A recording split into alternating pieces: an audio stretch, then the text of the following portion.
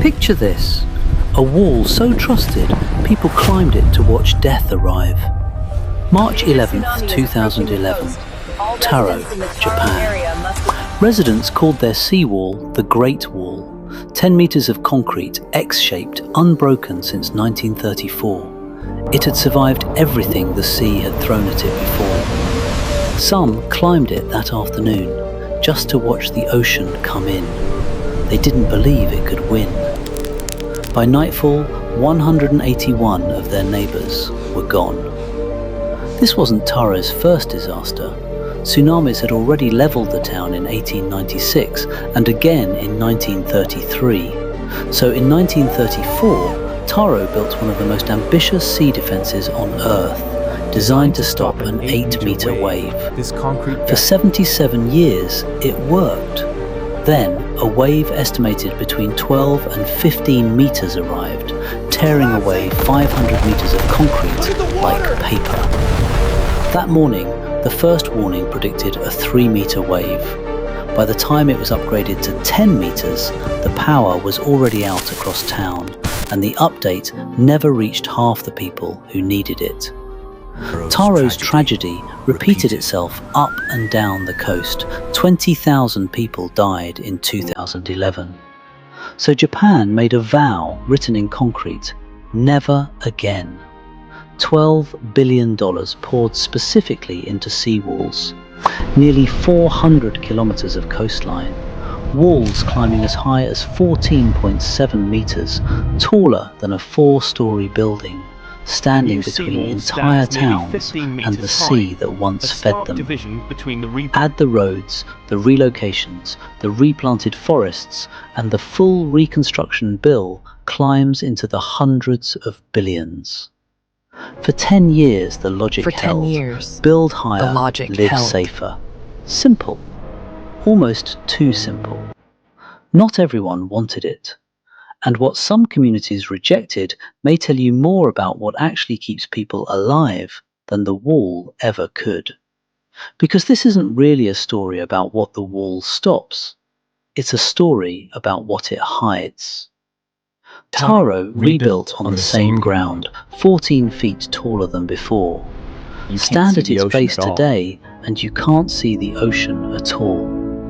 You'd have to climb 30 steps just to find it again. That single detail, the disappearance of the horizon, turns out to carry more weight than anyone expected. For generations, families here read the sea the way farmers read the sky. The color, the pull, the silence before a wave. That instinct predates every seawall ever poured. Block the view and you don't just lose scenery, you retire a warning system older than concrete itself. One tour guide here, whose own mother is still among the missing, believes the wall now serves one more quiet purpose: keeping the lost from washing back out to sea. Here's what researchers didn't expect. Oxford anthropologists studying 2011 found something unsettling. Death tolls climbed highest not in unprotected towns, but in the towns that had just built the strongest defenses, places where no one alive had ever seen a wave that size. Their theory, the infrastructure didn't just fail to stop water, it invited people to settle on ground the sea was always going to reclaim, and told them, wrongly, that they were safe there. Later studies confirmed it. Live behind a wall taller than the wave coming for you, and you become up to 60% more likely to simply stay home. The wall wasn't only failing to stop water in some places, it was stopping people from running. Not everyone reads it that way. Waseda University's Tomoya Shibayama argues the wall was never built to stop a tsunami, only to buy time.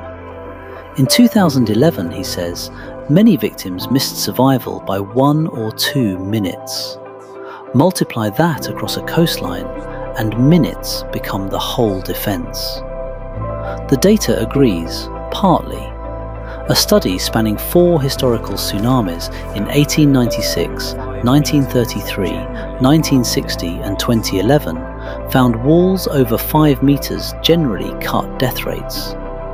It's the smaller walls, the ones under 5 meters, that quietly invited people to build where the water always comes back. In Akahama near Otsuchi, the town simply said no. A proposed 14.5 meter wall, and residents, most of them fishermen, turned it down. Their safety. It wouldn't guarantee their safety, it would guarantee they lost the water they live on. Oyster farmer Makoto Hatakeyama put it in 5 words. The sea is his identity. Some engineers add one more warning. Build a wall tall enough, and if it ever breaks, it won't just fail to stop the wave. It could trap and release one It could worse. trap and release one worse. So some towns are trying something else entirely. The Merino project blends forested berms with concrete, using deep-rooted trees to help weaken a wave's force before it reaches anyone.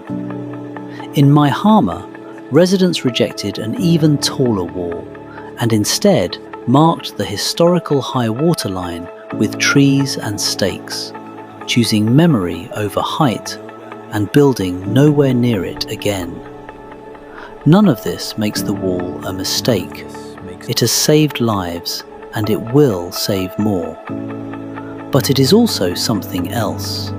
Proof that you can engineer the perfect answer to yesterday's disaster, and, without meaning to, write the terms of tomorrow's. The next wave won't be stopped by concrete alone. It will be met by whoever still remembers how to read the sea.